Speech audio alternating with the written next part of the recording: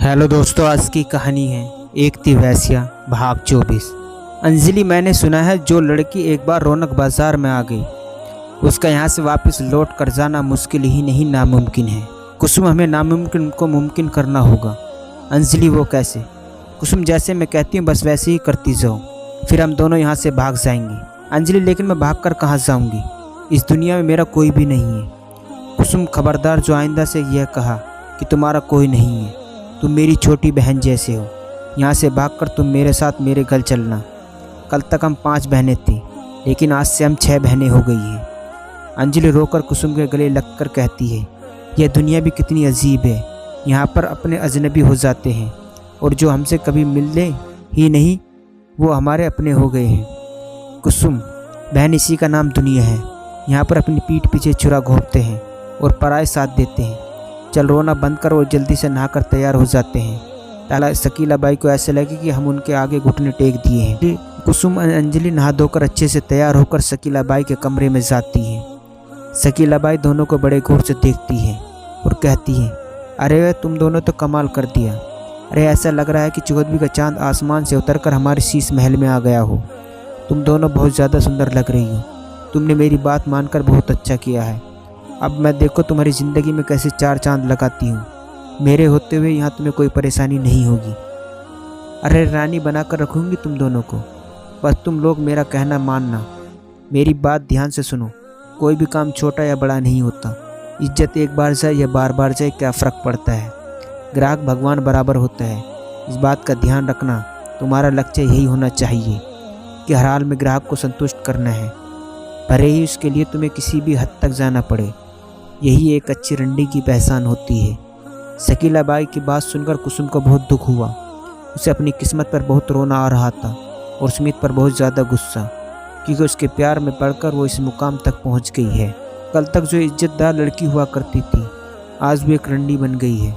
इधर कलानौर में ममता कुसुम से गुस्से के कारण कोई कानूनी कार्रवाई नहीं करती और शायद यही उसकी सबसे बड़ी गलती थी।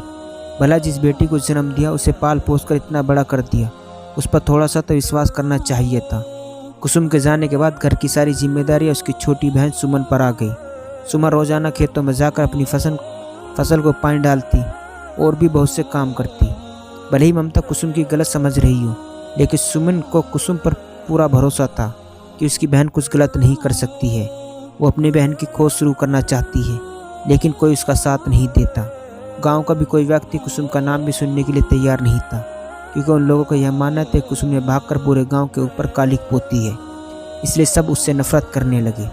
सुमन का कुछ समझ नहीं आ रहा था कि वो कहाँ जाए और किससे मदद मांगे। वो हर वक्त उदास रहने लगी। सुमित सुमन के उदास रहने की वजह जान गया था। उसने इस मौके से फ़ायदा उठाना चाहा। वो सुमन के पास आया और बोला, क्या बात है सुमन, तुम इतनी उदास क्यों रहती हो? सुमन, मुझे कुसुम दीदी की बहुत याद आती है। मैं इस बात को कभी मान ही नहीं सकती कि दीदी हमें छोड़कर किसी लड़के के साथ भाग सकती है।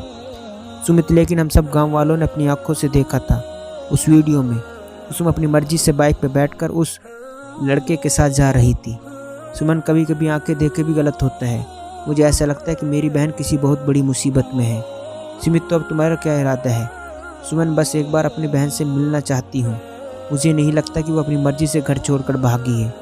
अगर अपनी ज़िंदगी में खुश हुई तो हमें बिना कुछ कहे वापस अपने घर लौट आऊँगी, लेकिन अगर मुझे वो किसी मुसीबत में मिली तो इस मुसीबत से बाहर निकाल कर लाऊंगी।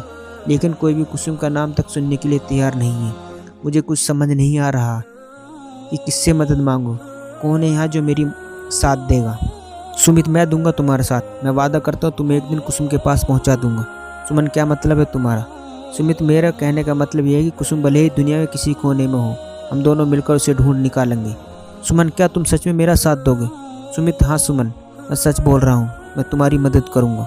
वैसे तो सारा गांव यही जानता है कि कुसुम अपनी मर्जी से घर छोड़कर भागी है, फिर भी मैं तुम्हारी खुशी की खातिर उसकी तलाश करूँगा, क्योंकि मैं तुम्हें उदास नहीं देख सकता। सुमन, मैं तुम्हारी बातों को समझ नहीं पा रही हूँ। जरा खुलकर कहो, क्या कहना चाहते हो?